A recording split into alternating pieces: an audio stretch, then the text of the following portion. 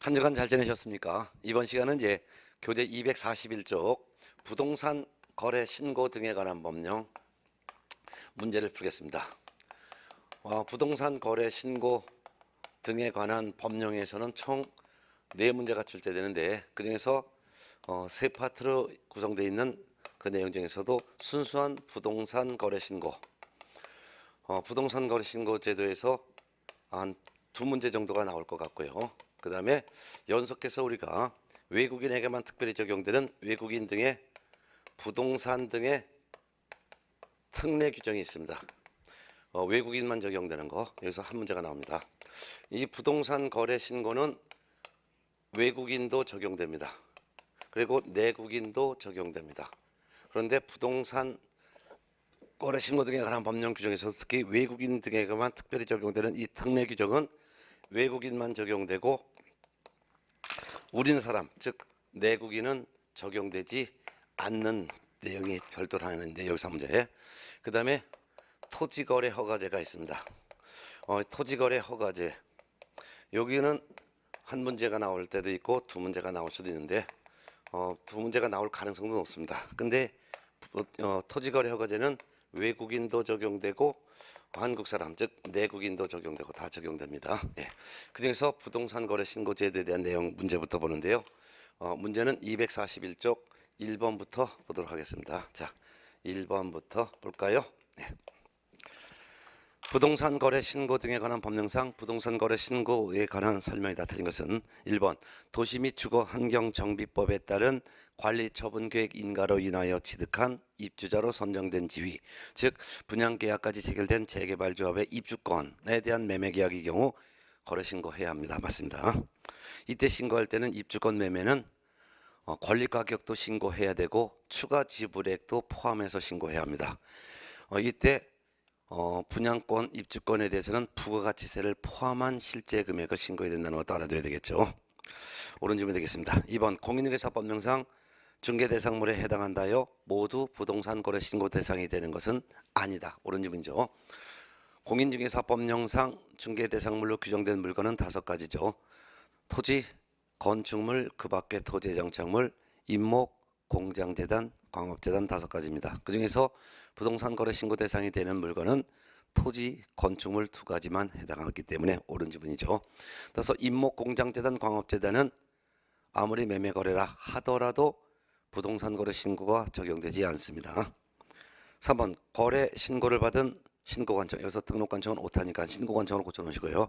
신고관청은 그 신고 내용을 확인한 후 신고인에게 부동산 거래계약 신고 필증을 지체 없이 발급해야 한다. 맞습니다. 지체 없이 발급이지 즉시 발급하는 것이 아니라는 것을 유념해 두시기 바랍니다. 4번 거래 신고를 하려는 개공은 부동산 거래계약 신고서에 서명 또는 날인하여 중개사무소 소재지 등록관청에 신고해야 된다. 아닙니다.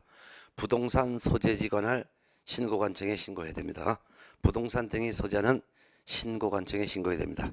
부동산 등이 소재하는 신고관청이란 부동산 등이 소재하는 시장, 군수, 구청장을 의미합니다. 정답은 틀린 거 4번이죠. 5번 거래 신고를 해야 하는 개공의 위임을 받은 소공은 부동산 거래계약 신고서의 제출을 대행할 수 있다. 맞습니다. 개공을 대신해서 소속 공인중개사가 신고서의 제출을 대행할 수 있습니다. 다만 소속 공인중개사가 신고서 제출을 대행할 수 있는 것은 방문 제출하여 신고하는 것만 대행 가능하고 전자문서 신고서의 제출은 대행할 수 없다는 것도 참고적으로 알아두시기 바랍니다.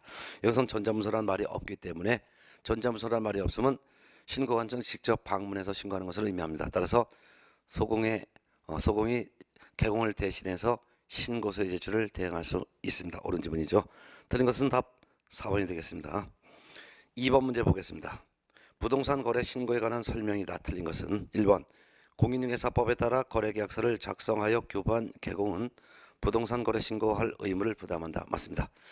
이 경우 거래 당사자는 신고 의무가 적용되지 않습니다. 따라서 개공이 거래계약서를 작성 교부했을 때는 개공이 신고서를 작성하여 개공만 서명 또는 날인하여 개공이 신고를 해야 합니다. 거래 당사자는 신고 의무 자체가 없으므로 신고서에 서명 또는 날인의 의무도 없습니다. 2번 거래 당사자 일방이 부동산 거래 신고를 거부하는 경우 다른 당사자는 국토교통부령에 따라 단독으로 신고할 수 있습니다. 맞습니다. 이럴 때는 이제 다른 일방이 공동신고를 거부하였기 때문에 다른 일방이 단독으로 신고한다는 내용을 기재한 사유서를 제출해야 되고, 뿐만 아니라 거래계약서 사본도 제출해야 될 것입니다. 3번 개공에게 거짓으로 부동산 거래 신고를 하도록 요구한 자는 과태료 대상이 됩니다. 맞습니다. 이때 과태료 부과는 거짓 신고를 해달라고 요구했거나 또는 신고하지 말라고 요구한 거래 당사자는 500만 원 이하의 과태료 부과 대상자가 됩니다. 4번 신고관청은 부동산 거래 신고 내용이 누락되어 있는 경우 신고인에게 신고 내용을 보완하게 할 수 있습니다. 맞습니다. 부동산 거래 신고를 받은 신고관청은 신고 내용이 누락되어 있으면 보완할 것을 요구할 수 있고, 신고 내용이 정확하지 아니하다고 인정하는 때는 이때는 거래계약서 사본 및 거래 대금을 지급하였음을 증명할 수 있는 서면의 제출을 요구할 수도 있습니다. 옳은 질문이죠. 5번 신고관청의 요구에도 거래 대금 지급을 증명할 수 있는 자료를 제출하지 아니한 자에게는 해당 부동산에 대한 취득세의 3배 이하에 상당하는 금액의 과태료가 부과된다. 아닙니다. 이때는 3천만 원 이하의 과태료가 부과됩니다. 3천만 원 이하의 과태료. 부동산 거래 신고 의무에서 위반에 대한 제재는 과태료 부과인데요. 과태료는 신고관청이 부과합니다. 이때 과태료 부과할 때 그 금액은 위반 내용에 따라 3가지로 분류될 수 있는데요. 첫 번째, 거짓으로 부동산 거래 신고한 자에 대해서는 취득가액의 100분의 5 이하의 과태료가 부과됩니다. 특히 거짓으로 부동산 거래 신고를 한 자를 신고관청 등 행정기관에 신고 고발한 자에 대해서는 신고관청이 이때는 포상금을 지급할 수 있고, 포상금액은 과태료 부과금액의 100분의 20에 해당하는 포상금을 지급할 수 있습니다.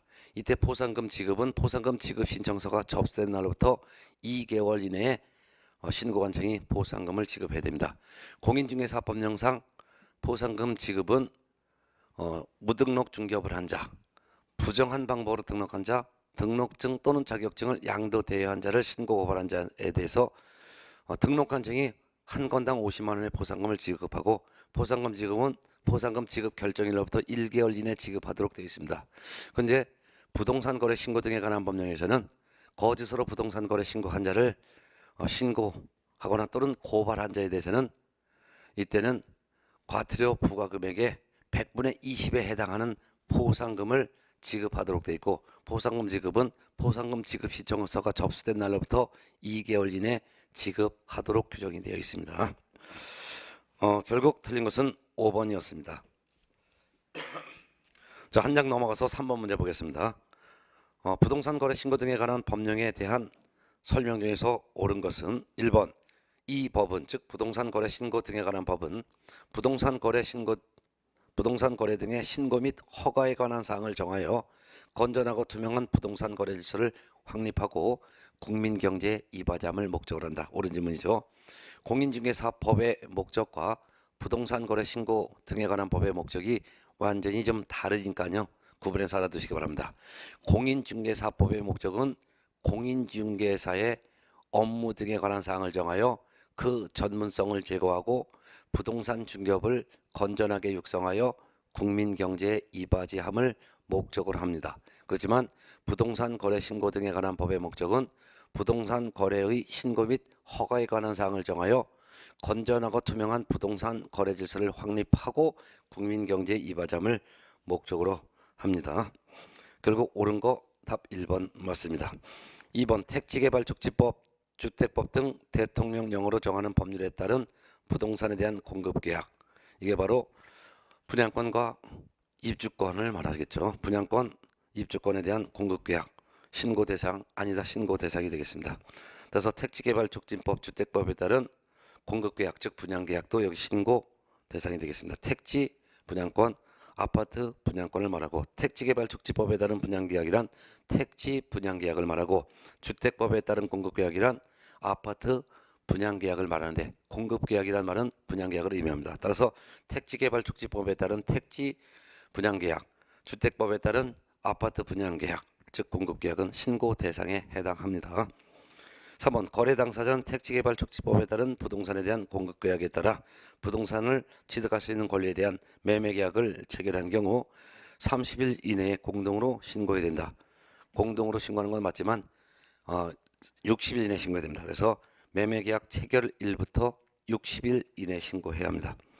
4번 거래 당사자 중 일방이 국가, 지자체, 대통령령이 정하는 자의 경우, 즉 국가 등인 경우에는 거래 당사자가 공동으로 신고해야 된다. 아닙니다. 이때는 국가 등이 신고해야 합니다. 그러면 일반 국민은 거래 당사자인 일반 국민은 신고 의무가 없고 국가 등만 신고 의무가 있습니다. 5번 개업 공인중개사가 거래계약서를 작성하여 교부한 경우에는 개업 공인중개사와 거래 당사자가 공동으로 신고해야 된다. 아닙니다. 개업 공인중개사가 거래계약서를 작성하여 교부한 경우에는 개업 공인중개사가 신고해야 합니다. 거래 당사자는 신고 의무가 없습니다. 4번 문제 보겠습니다. 부동산 거래 신고에 관한 설명 중에서 옳은 것은 1번 공인중개사 법령에 규정된 중개대상물은 모두 부동산 거래 신고 대상이 된다. 아닙니다. 중개대상물 중에서 부동산 거래 신고 대상이 되는 물건은 토지, 건축물밖에 없습니다. 임목, 공장재단, 광업재단은 신고 대상이 되지 못합니다. 2번 거래 당사자 중 일방이 신고를 거부하는 경우에는 다른 일방이 단독으로 신고할 수 있습니다. 여기까지 맞아요. 그렇지만 이 경우 즉 다른 일방이 단독으로 신고하는 경우 전자문서로 할 수 있다? 없습니다.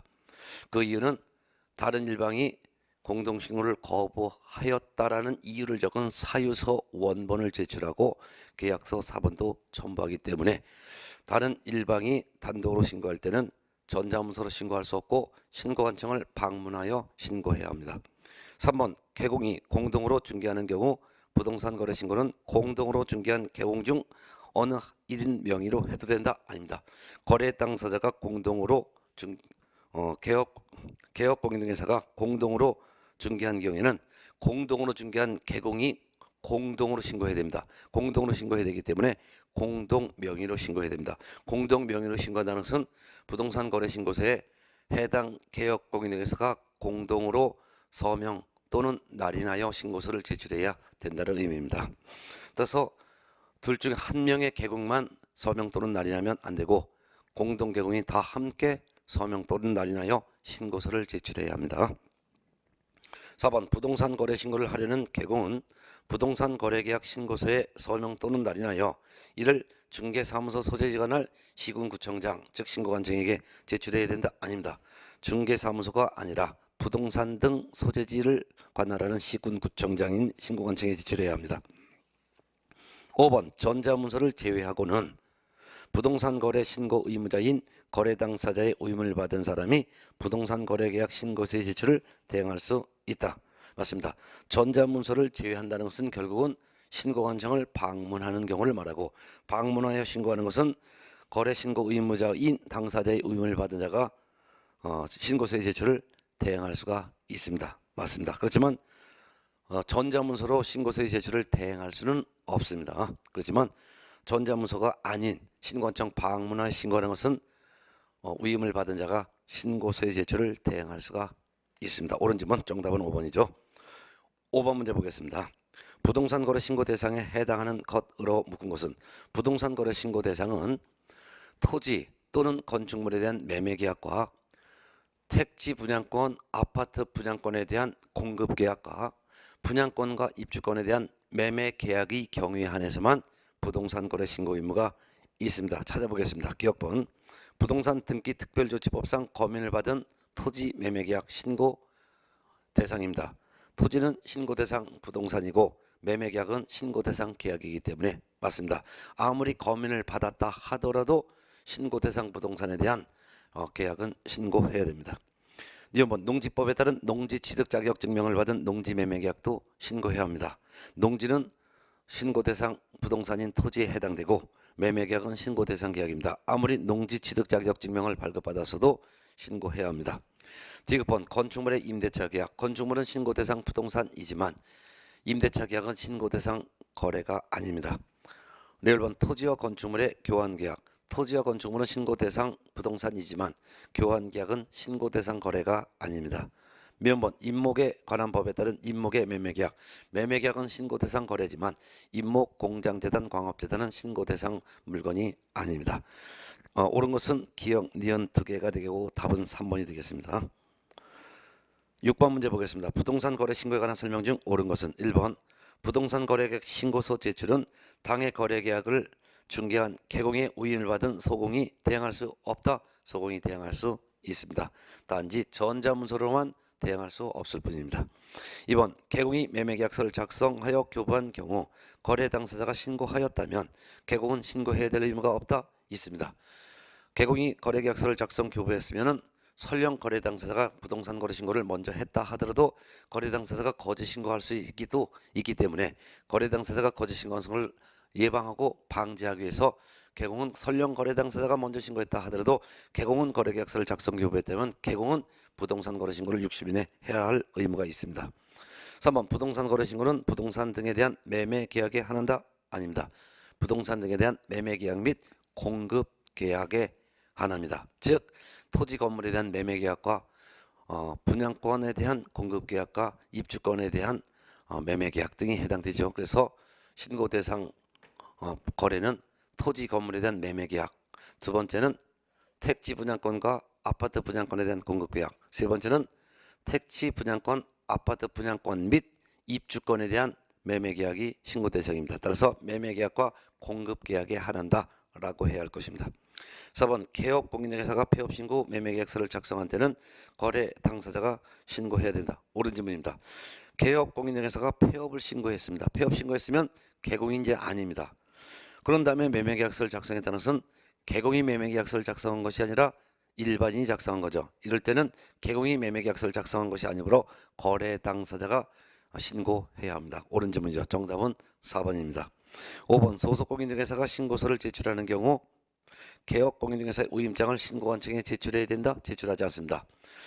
소속 공인중개사는 시군구청장에 고용신고가 되어 있는 사람입니다. 따라서 시군구청장은 이 소속 공인중개사가 개공에 소속되어 있는 직원이라는 것을 알 수 있습니다. 따라서 소공이 부동산 거래 신고서의 제출을 대행할 때는 개공의 우임장이나 개공의 신분증명 사본 등을 제출하지 않습니다. 참고적으로 거래 당사자의 우임을 받은 자가 신고서의 제출을 대행할 때는 신고서의 제출을 우임한 거래 당사자의 자필 서명이 있는 우임장과 거래 당사자의 신분증명서 사본을 첨부하여 제출합니다. 그렇지만 개공을 대신해서 신고서의 제출을 대행하는 소공은 신고서만 제출하고 개공의 우임장이나 개공의 신분증명 사본 등은 제출하지 않습니다. 정답은 4번이죠. 7번 문제 보겠습니다. 부동산 거래 신고 등에 관한 법령상 개공이 거래계약서를 작성 교부하여 부동산 거래계약 신고를 하는 경우 신고의 대상이 아닌 것. 1번 실제 거래가격 신고하는 것 맞습니다. 그리고 부가치세를 포함한 금액 했는데요. 부가치세 앞에 분양권 입주권 거래의 경우라는 것을 선언시키기 바랍니다.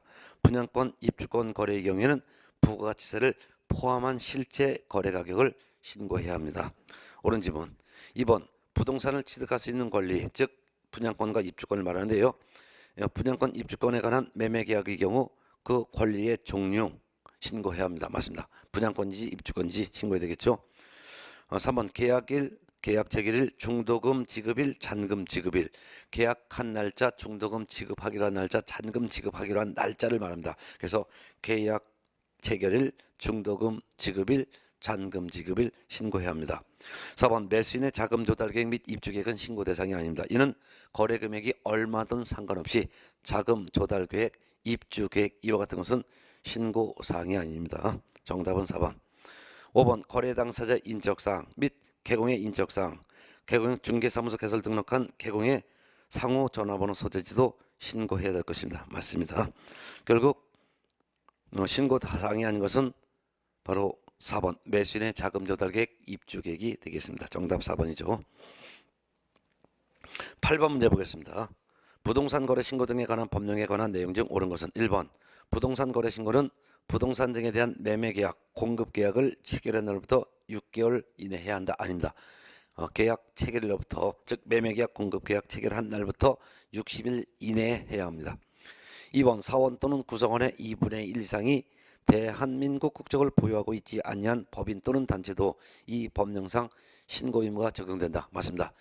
부동산 거래 신고는 내국인 즉 한국 사람뿐만 아니라 외국인 등도 신고 의무가 적용됩니다. 따라 외국인 등의 범위에는 대한민국 국적을 보유하고 있지 아니한 개인 또 외국인 등에 해당되고 외국의 법령에 의해서 설립된 법인, 단체도 외국인 등에 해당하며 또한 자본금 의결권의 2분의 1 이상을 외국인 또는 외국 법인이 소유하고 있는 법인, 단체도 해당되며 업무를 집행하는 사원, 구성원 및 임원의 2분의 1 이상이 외국인으로 구성되어 있는 법인, 단체 또 역시 외국인 등에 해당합니다.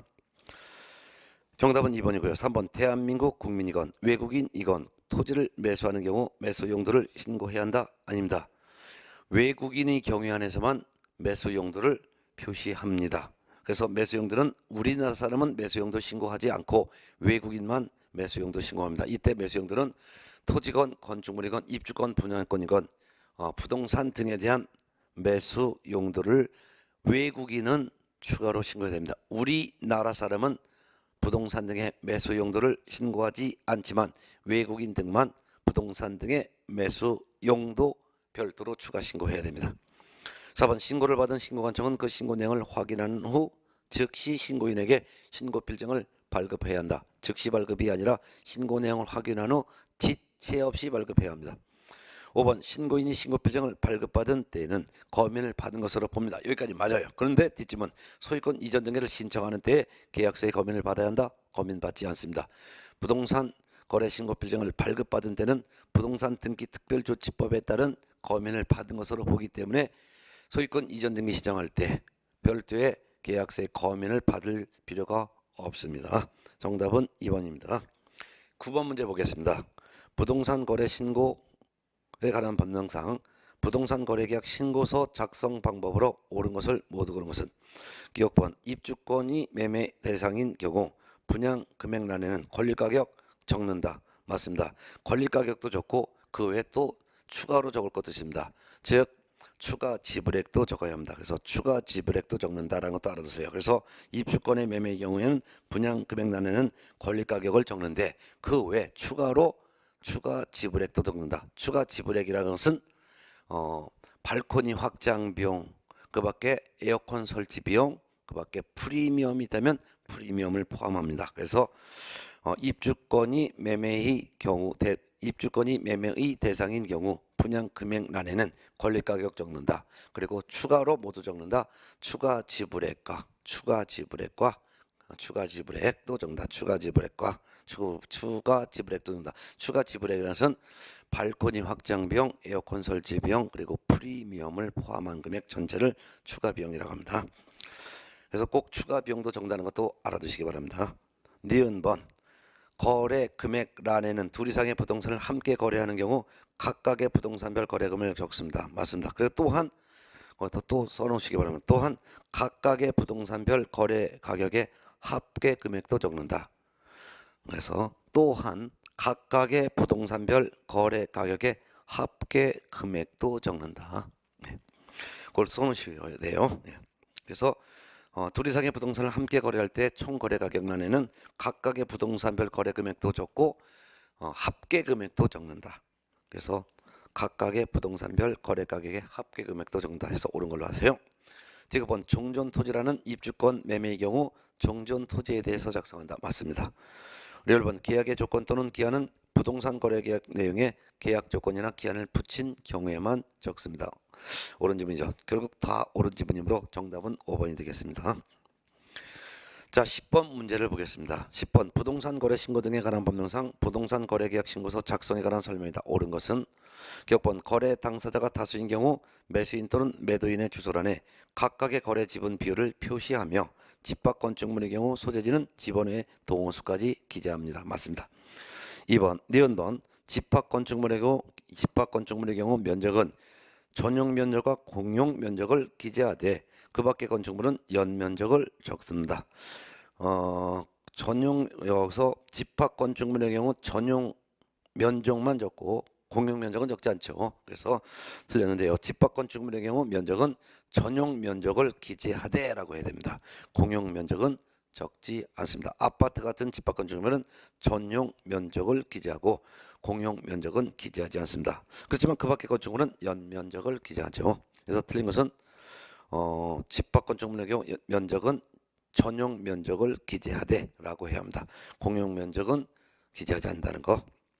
그래서 네 한번 틀린 걸로 하겠습니다. 디귿번 분양 금액 란에는 분양 권의 경우 분양 금액 즉 분양 가격을 말하는데 분양 가격을 근데 분양 가격뿐만 아니라 분양 가격과 발코니 등 옵션 비용 및 추가 지불액을 적습니다. 그래서 써놓으시기 바랍니다. 분양 금액 란에는 분양권의 경우 분양 금액 즉 분양 가격과 뭘 써놓냐면 발코니 등 옵션 비용 발코니 등 옵션 비용 및 추가 지불액을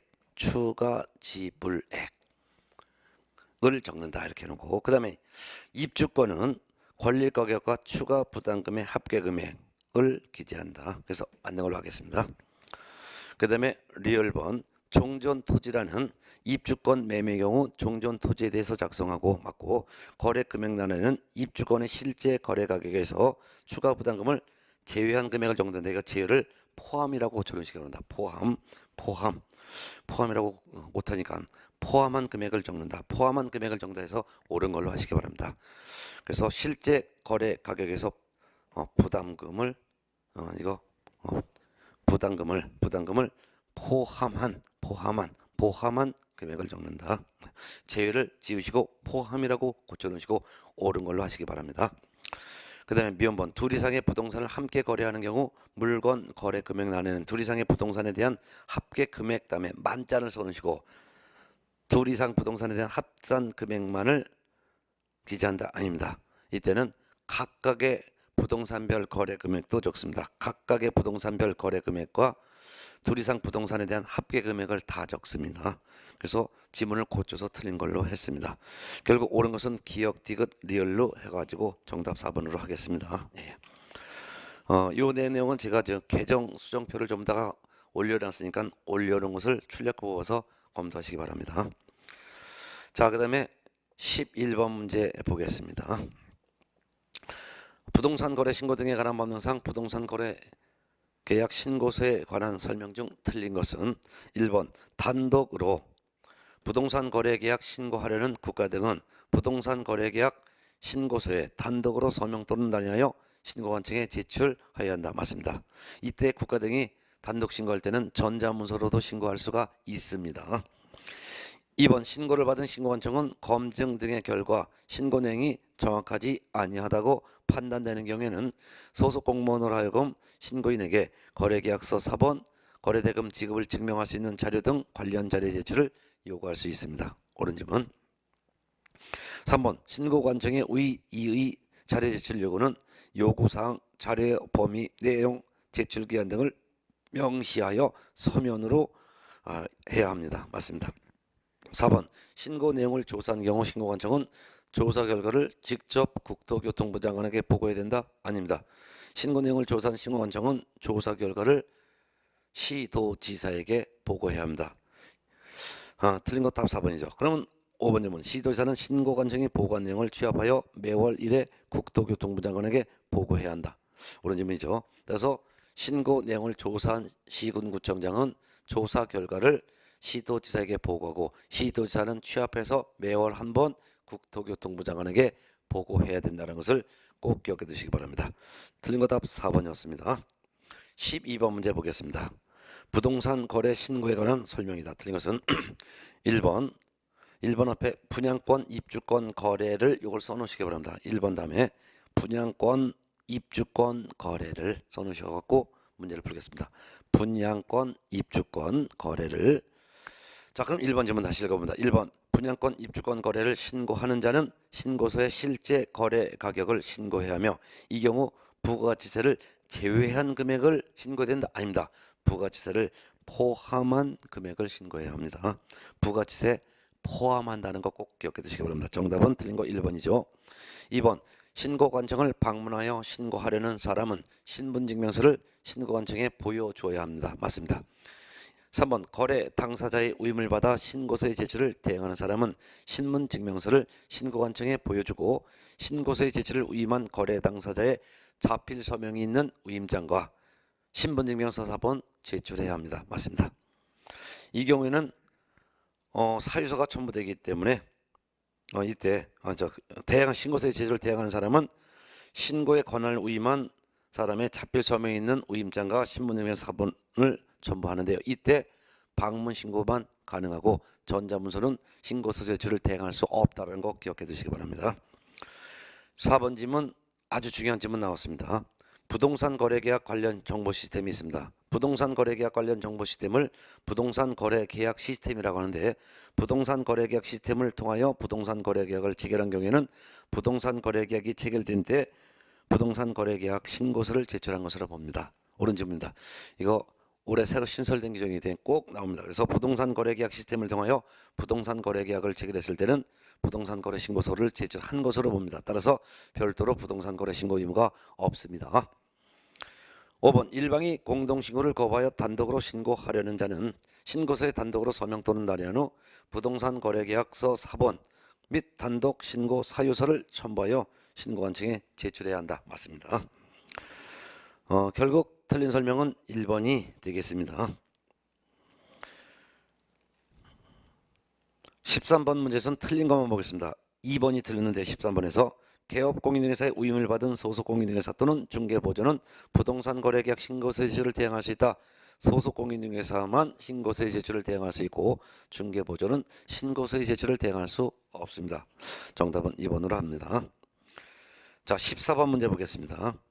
부동산 거래 신고 등에 관한 법령의 내용이다. 틀린 것은 1번, 국토교통부 장관은 신고받은 내용, 부동산 가격 공시 및 감정평가에 관한 법률에 따라 공시된 토지 및 주택에 가해 그 밖에 부동산 가격 정보 등을 활용하여 부동산 거래 가격의 검증 체계를 구축하여 운영해야 합니다. 맞습니다. 국토교통부 장관이 부동산 거래 가격의 검증 체계를 구축 운영, 즉 전국의 부동산 시세표 만들어야 됩니다.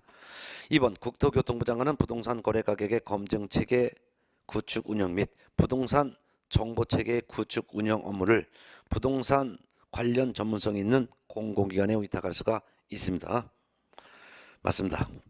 국토교통부 장관이 부동산 거래 가격의 검증 체계 구축 업무, 그 밖에 부동산 정보 체계 구축 업무를 부동산에 관련된 전문성이 있는 기관에다가 공공기관에다가 위탁할 수 있습니다. 이때 전문성이 있는 기관에서 모든 기관이 가능한 것이 아니라 공공기관에만 위탁할 수 있다는 것도 유념해 두시기 바랍니다. 사기관에는 위탁할 수 없습니다.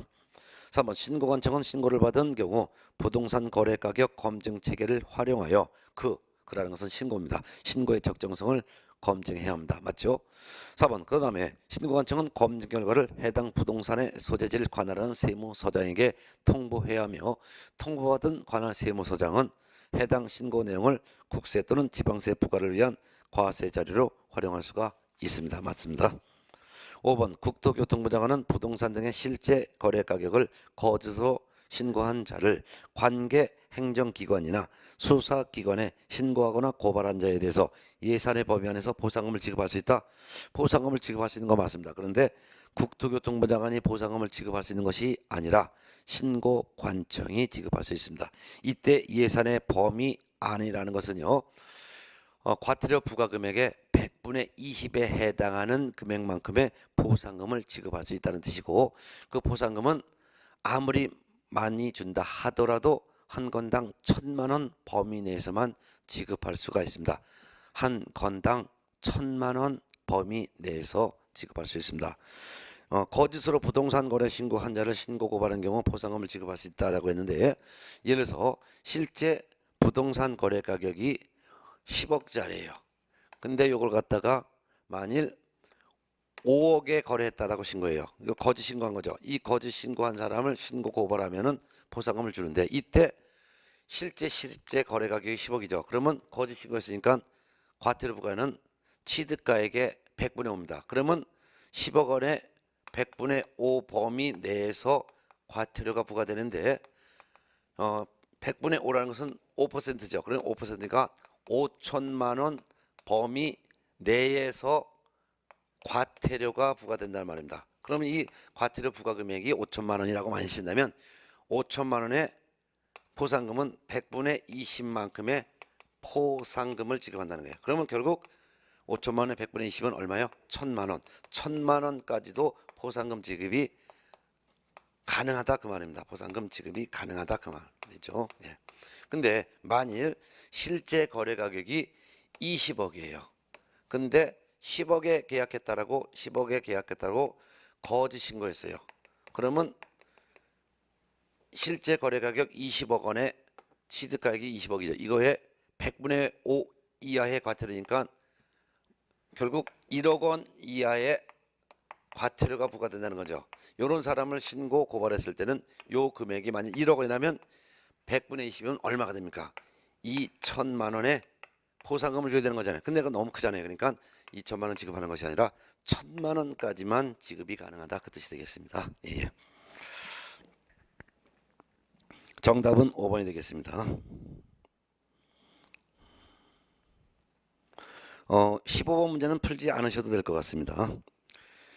16번 문제는 틀린 것만 보겠습니다. 16번.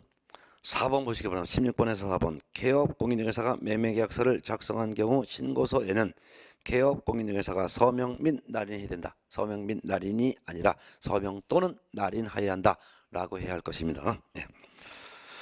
공인중개사법에서는요, 확인설명서 및 거래계약서에는 개공과 당해중개에 의한 소공이 함께 서명 및 날인하여야 한다라고 규정하고 있습니다.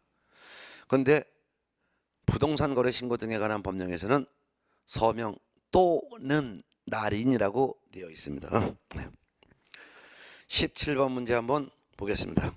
부동산 거래 신고 등에 관한 법령상 부동산 거래 신고 절차 등에 관한 기술이다. 옳지 않은 것은 1번 거래계약서 원본을 제출함으로써 신고를 가름할 수 있다. 없습니다. 부동산 거래 신고서를 제출해야 합니다. 매매계약서, 분양계약서 이와 같은 거래계약서 원본을 제출함으로 신고서의 제출을 가름할 수는 없습니다. 틀린 답 1번입니다. 2번 신고서의 제출을 대행하는 소속공인중개사는 이를, 즉 신고서의 제출을 전자가 빠졌는데 전자문서로 할 수 없습니다. 맞습니다. 3번 누구든지 부동산 거래계약 신고에 대하여 거짓 신고하거나 거래 신고를 조장하거나 방조하는 행위를 해서는 안 된다. 맞습니다. 거짓 신고를 하도록 조장하거나 방조한 자는 500만 원 이하의 과태료를 부과합니다. 그 다음에 4번 단독으로 신고한 경우, 이때 단독으로 신고한다는 것은 거래 당사 중 일방이 공동신고를 거부하여 다른 일방이 단독으로 신고한 경우를 말합니다. 신고관청은 단독 신고 사유에 해당하는 여부를 확인해야 한다. 맞습니다. 다른 일방이 공동신고를 거부하여 다른 일방이 단독으로 부동산 거래 신고서를 제출했을 때 신고서를 제출받은 신고관청은 그 사유를 확인해 봐야 됩니다. 그래서 확인해 봤더니 공동신고를 거부한 것이 맞다면 공동신고를 거부한 자에 대해서 500만 원 이하의 과태료를 부과합니다. 특히 단독으로 신고할 때는 신고서에 단독 신고한다는 사유서와 거래계약서 사본을 첨부하게 되어 있습니다. 그러면 이와 같이 단독 신고를 접수한 신고관청은 단독 신고 사유에 해당하는지를 직접 확인해 봐야 되는 거죠. 진짜 한 사람이 공동 신고를 거부했는지 확인해서 거부한 것이 맞다면 거부한 자에 대해서 500만 원 이하의 과태료를 부과합니다. 옳은 지문입니다. 5번 거래 당사자를 대행하여 신고하는 경우 전자문서로 할 수는 없습니다. 맞습니다. 틀린 설명은 1번이었습니다. 18번 문제 보겠습니다. 부동산 거래 신고 등에 관한 법령상 부동산 거래계약 해제 등 신고에 관한 설명이다. 옳은 것은 1번 부동산 거래계약 신고서를 제출한 후 해당 부동산에 대한 거래계약이 무효, 취소 또는 해제가 된 경우 거래 당사자 또는 개공은 부동산 거래계약 해제 등 신고서에 서명 또는 날인하여 신고관청에 제출해야 한다. 아닙니다. 할 수 있다라고 해야 합니다. 부동산 거래 신고는 계약 체결로부터 60일 내 하여야 합니다. 그렇지만 부동산 거래 신고한 이후 그 거래 계약이 무효, 취소, 해제된 경우엔 해제 등의 신고서를 제출할 수 있다입니다. 1번 틀렸고요. 2번 개업 공인중개사가 해제 등 신고서를 제출하는 경우 거래 당사자 서명 또는 날인 필요 없습니다. 맞습니다. 이거 제가 필요하다라고 고쳐놓고서 틀린 걸로 하라고 했는데요. 필요 없습니다. 필요 없습니다. 그래서 개정됐습니다. 금년 5월 전까지는 개공이 해제 등의 신고서를 제출할 때 거래 당사자의 서명 또는 날인도 해야 된다 했는데 금년 5월 25일부로 개정돼서 개업 공인중개사가 해제 등의 신고서를 제출할 때는 거래 당사자의 서명 또는 날인 필요 없습니다. 개공만 해제 등의 신고서에 서명 또는 날인하면 됩니다. 3번 해제 등 신고서를 제출하는 경우에는 거래계약서 사본을 제출해야 한다. 해제 등의 신고서만 제출합니다. 별도로 거래계약서 사본이나 원본 제출하지 않습니다. 4번 개업공인회계사가 해제 등 신고를 전자문서로 하는 경우 거래 당사자의 서명 또는 날인을 받아둘 필요가 없습니다. 맞습니다. 이거 제가 받아둬야 하고 틀리라고 했는데요. 이것도 개정됐습니다. 금년 5월 25일부로 개공이 부동산 거래계약의 해제 등 신고를 전자문서로 하는 경우 과거에는 거래 당사자의 서명 또는 날인을 받아두어야 된다라고 하였는데 이게 폐지됐습니다. 따라서 개공이 해제 등의 신고서를 하는 경우에도 개업공인회계사가 해제 등의 신고를 하는 경우 거래 당사자의 서명 또는 날인을 받아두지 않습니다. 네. 5번 신고를 받은 신고관청은 그 내용을 확인한 후 부동산 거래계약 해제 등 신고서를 해제 등 확인서를 신고인에게 지체 없이 발급해야 한다. 맞습니다. 그래서 해제 등의 신고를 받은 신고관청은 그 내용을 확인한 후 부동산 거래계약 해제 등이 되었다는 확인서를 지체 없이 발급해야 됩니다. 맞습니다. 결국은 제가 지문을 고쳐서 하게 되면 답을 그냥 5번 하나지만 지문을 고치지 않으면 옳은 것은 2번, 4번, 5번 3개가 됩니다. 그래서 이 지문을 고치지 않았다면 2번, 4번, 5번 3개가 옳은 지문이 됩니다. 이거는 문제가 나온 이후 법이 개정됐기 때문입니다. 네. 그 다음에 19번 문제 보겠습니다.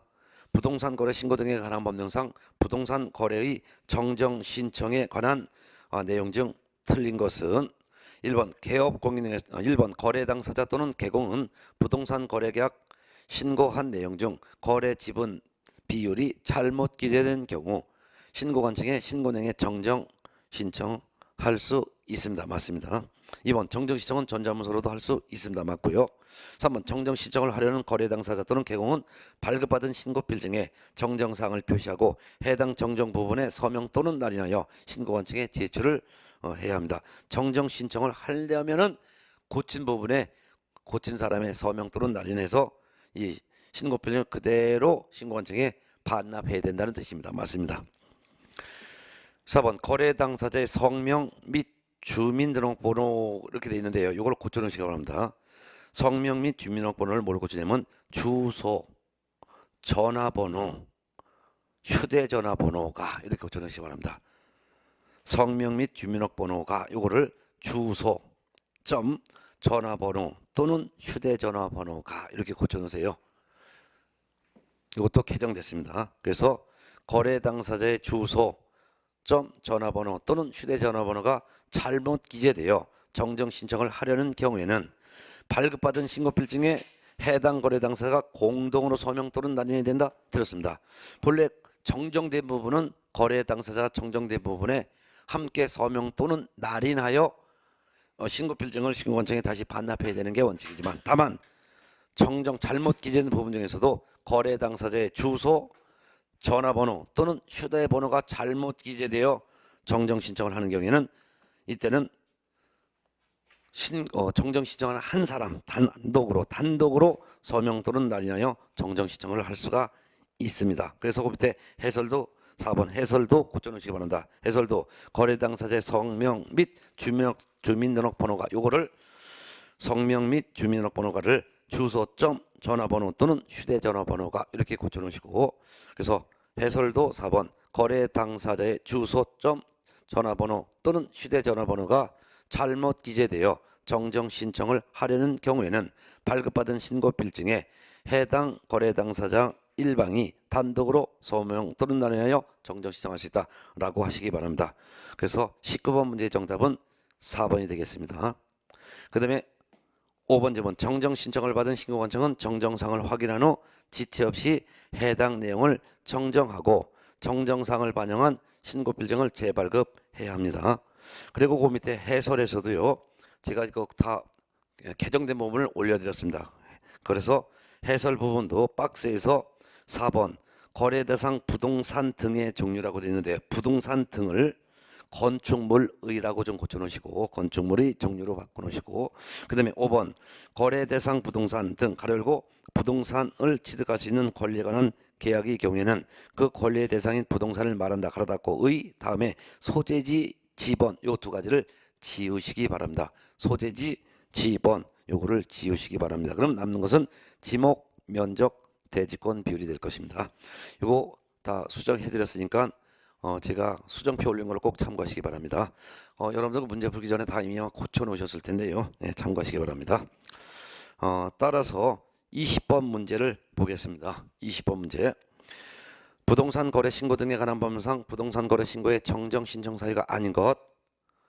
1번 거래 당사자의 주소, 전화번호, 휴대전화번호가 잘못 기재된 경우 정정 신청할 수 있고 2번 개공의 전화번호, 상호 또는 사무소 소재지가 잘못 기재된 경우도 정정 신청할 수 있고 3번 거래 대상 부동산 등의 종류라고 하는데 부동산 등을 건축물로 고쳐놓으시고 건축물의 종류 그 다음에 소재지 지번을 지우시고 지목 면적 및 대지권 비율이 잘못 기재된 경우 이렇게 그 다음에 4번 거래 당사자의 성명 주민등록번호가 잘못 기재된 경우 요거는 싹 지우시기 바랍니다. 4번 질문은 완전히 싹 지우시기 바랍니다. 싹 아니다 아닌 거니까 그냥 4번 그대로 두면 되겠네요. 이게 정답입니다. 4번 그래서 거래 당사자의 성명 및 주민등록번호가 잘못 기재된 경우 이게 답이 되겠습니다. 이게 답이.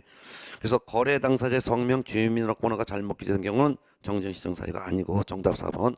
5번 거래 지분 비율이 잘못 기재된 경우 옳은 지문.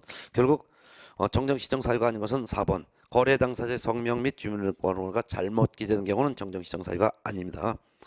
자, 그 다음에 21번 문제 보겠습니다.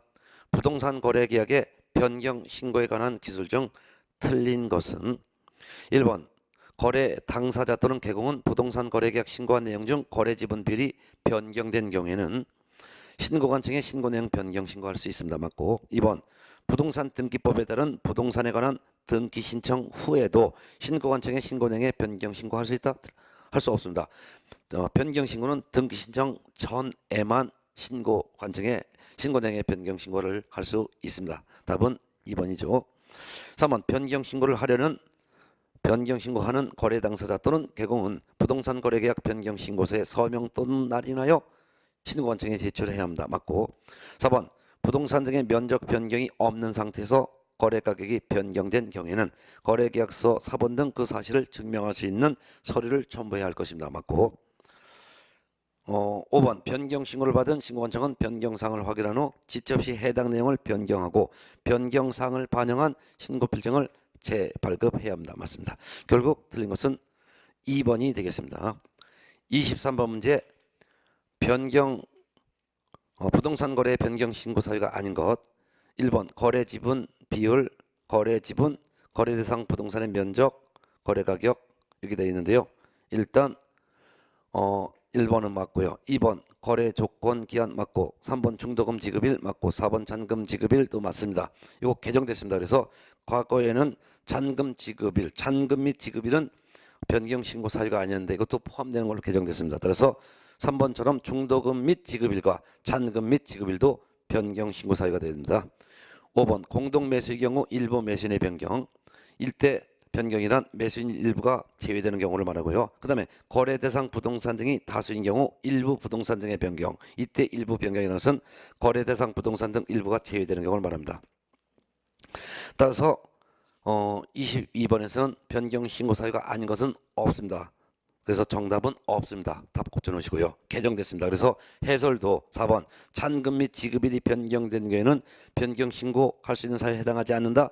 이거 해당합니다라고 고쳐놓으시기 바랍니다. 그래서 개정이 됐기 때문에 변경 신고할 수 있는 사유는 다 해당됩니다. 그래서 그 밑에 해설 박스에서도 6번 중도금 및 지급일 이렇게 되는데 중도금 다음에 중도금 점 잔금 써놓으시기 바랍니다. 중도금 점 잔금 및 지급일 결국 중도금 지급일과 잔금 지급일도 변경 신고할 수 있는 사유에 해당한다라는 것을 기억해 두시기 바랍니다. 개정됐습니다. 자 23번 문제 보겠습니다. 부동산 거래 신고 등에 관한 법률상 벌칙 및 행정처분에 관한 설명 중 틀린 것은 1번 부동산 거래 신고 의무 위반자에 대한 과태료는 신고관청이 부과징수합니다. 맞고 2번 개공에게 과태료를 부과한 신고관청은 부과일부터 10일 이내 해당 개공의 중개사무소 그리고 법인의 경우에는 주된 중개사무소를 말하는데요. 관할 시군구청장에게 과태료 부과 사실을 10일 이내 통보해야 합니다. 맞고 3번 거래대금 지급을 증명할 수 있는 자료를 제출하지 아니하거나 거짓으로 제출한 자 또는 그 밖에 필요한 조치를 이행하지 아니한 자에 대해서는 3천만 원 이하의 과태료를 부과한다. 맞죠? 4번 신고를 거짓으로 한 자에 대해서는 해당 부동산 등의 취득가액의 100분의 5 이하에 상당하는 금액의 과태료를 부과한다. 맞죠? 5번 개공에게 신고하지 아니하게 하거나 거짓으로 신고하도록 요구한 자는 해당 부동산 등의 취득가액의 100분의 5 이하에 상당하는 금액의 과태료를 부과한다. 아닙니다. 거짓 신고하지 말 것을 요구하거나 거짓 신고를 요구한 거래 당사자에게는 500만 원 이하의 과태료를 부과합니다. 물론 이러한 요구에 따라 개공이 신고하지 않으면 개공도 500만 원 이하의 과태료를 부과하고 거짓 신고 요구를 받은 개공이 거짓으로 신고를 했다면 거짓 신고한 개공에게는 취득가액의 100분의 5 이하의 과태료가 부과되겠죠. 정답은 5번이 되겠습니다. 부동산 거래 신고 제도에서 마지막 문제가 24번 문제입니다. 24번 부동산 거래 신고 등에 관한 법령상 과태료에 대한 내용이다. 옳지 않은 것은 1번 신고관청은 위반 사실을 신고관청에 자진 신고한 자에 대해서는 원칙적으로 과태료를 감경 또는 면제할 수가 있습니다. 이게 원칙입니다. 근데 예외적으로 과태료를 자진 신고했는데도 불구하고 과태료가 감경 면제되지 않는 경우가 5번 질문입니다. 5번 질문 볼까요? 5번 거래 대금 지급을 증명할 수 있는 자료 및 거래 대금 지급을 증명할 수 있는 자료 외에 자료 명령을 이행하지 아니한 자가 자진 신고했다 하더라도 이런 사람에 대해서는 과태료를 감경 면제할 수 있다. 이때는 과태료 감경 면제하지 않습니다. 따라서 이렇게 이해해 두시기 바랍니다. 1번처럼 원칙적으로 부동산 거래 신고 의무를 위반 사실을 스스로 자진해서 신고한 층에 자진 신고한 사람에 대해서는 과태료를 감경하거나 면제할 수도 있는데 다만 어떤 경우에는 자진 신고했다 하더라도 과태료를 감경하거나 면제하지 않느냐. 거래 대금을 지급할 수 있는 증명 서류 또는 그 외 자료 제출 명령을 받고도 제출하지 아니한 자에 대해서는 아무리 자진 신고했어도 과태료를 감경하거나 면제하지 않는다 해서 정답을 5번으로 하시기 바랍니다. 나머지는 여러분이 한번 직접 한번 읽어보는 걸로 하겠습니다. 이번 시간에는 부동산 거래 신고 제도에 대해서 두 문제 나오는 것을 정리했습니다. 잠시 쉬었다가 둘째 시간에는 교재 258페이지 외국인 등의 부동산 등 취득 특례 여기에서부터는 258페이지부터는 다음 시간에 하도록 하겠습니다.